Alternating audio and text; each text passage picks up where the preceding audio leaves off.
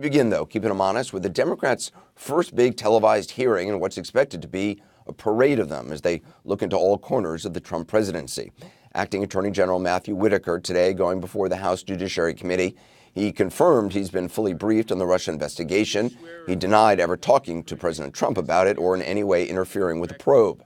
That said, no one pretends that congressional hearings are even remotely about the witness letting it all hang out. Their adversarial encounters and revelations, if any, come grudgingly.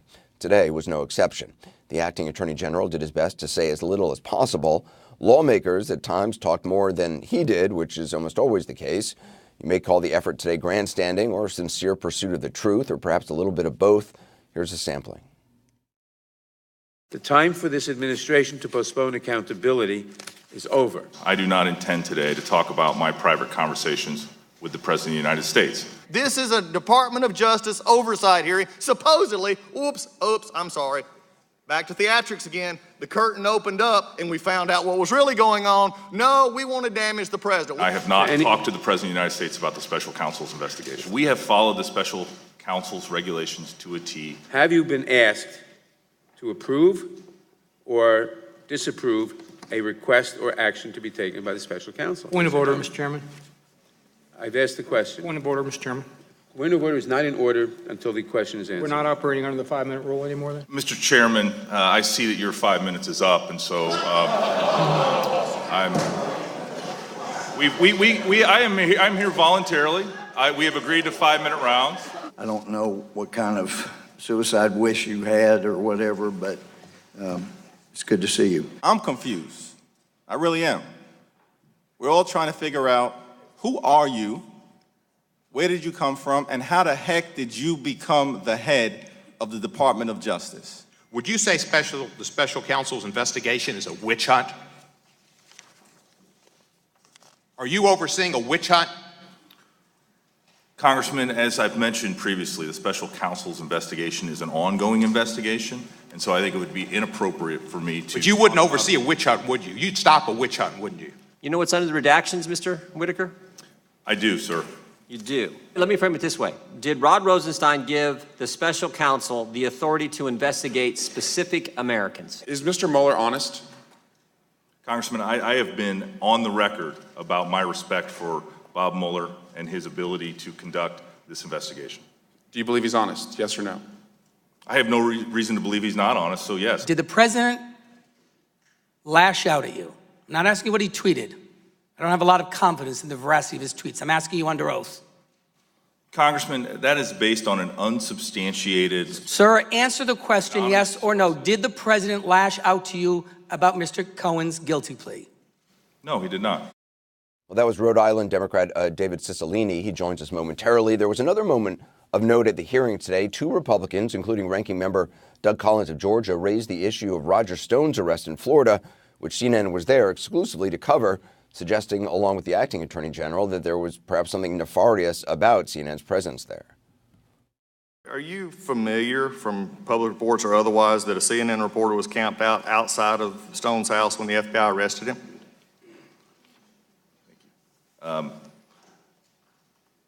This wouldn't be part of the investigation. I am aware of that, and it was deeply concerning to me as to how CNN found out about that. Well, that is I'm glad we're going down that road, Mr. Attorney General, because this is did somebody at the Department of Justice seemingly share a draft indictment with CNN prior to Stone's arrest? Prior to a grand jury's finding of a true bill?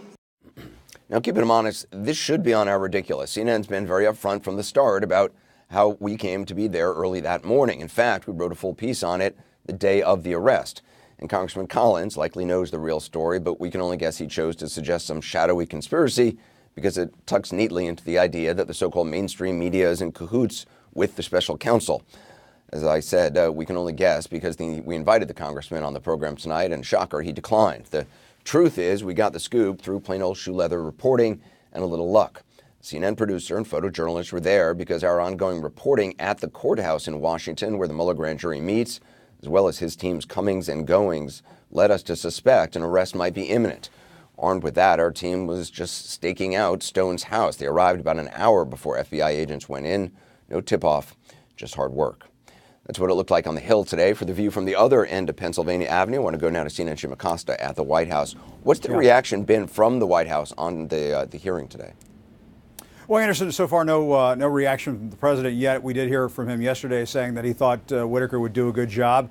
And my understanding from talking to sources over here, I talked to one White House official earlier this evening who said that they thought that the hearing for Matt Whitaker went about as expected. And the one item that they were really listening for was that exchange over whether or not Matt Whitaker had briefed the president on the Mueller investigation. And when Whitaker denied that, they felt over here that that pretty much matched up with what the president has said in the past. And according to this White House official who I spoke with earlier this evening, the president and Matt Whitaker have not had a discussion about the Mueller investigation, and that's their story over here, and they're sticking to it. But keep in mind, Anderson, Matt Whitaker, you might say his 5 minutes are almost up here in Washington. He's really just holding down the fort over at the Justice Department.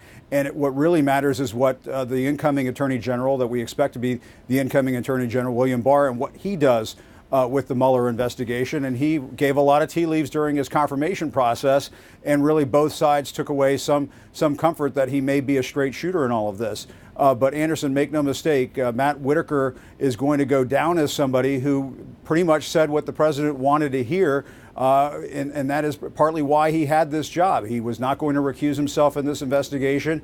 And while he did not interfere with the Mueller probe, he certainly made his feelings known about it before he got this job. There were lawmakers who tried to poke and prod and I guess throw him off his talking points today. But when the White House, Anderson, is telling us this evening that they felt like it went about as expected, their feeling over here, Anderson, is that Matt Whitaker escaped from this process pretty much unscathed. And for the White House, which has been in desperate search of a win lately, I think they got one with Matt Whitaker's testimony, despite all those fireworks that we saw today. Anderson. Jim Acosta, thanks very much. Appreciate it. A moment ago, you heard a portion, a portion of the questioning from Congressman David Cicilline. He's a Democrat from Rhode Island. He joins us now. Congressman, thanks for being with us. I apologize for my cough and my cold.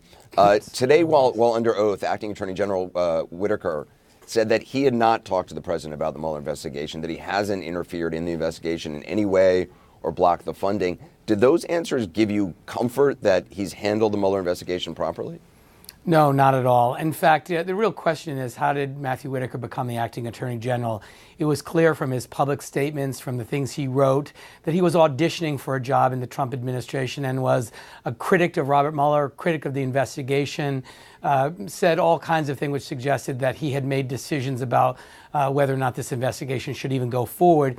He's then plucked out of the Attorney General's office. He was the Attorney General's chief of staff.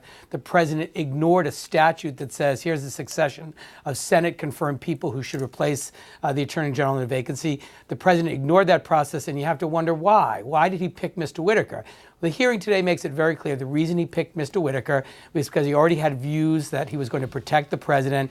And although he says he didn't talk to the president, he couldn't remember whether other people that he had shared the information that he received from the special counsel with other members of his staff. And he couldn't answer the question as whether or not they shared that information with officials at the White House or the president. So he was very evasive. He was clearly contemptuous of Congress, didn't believe he should be participating in an oversight hearing. I think it was very clear he should have recused himself, but we're not done with him. He didn't answer many questions, and we intend to bring him back in a deposition before the committee so we can get those answers. I mean, it is surprising that the acting attorney general would not say categorically that the Mueller investigation is not a witch hunt.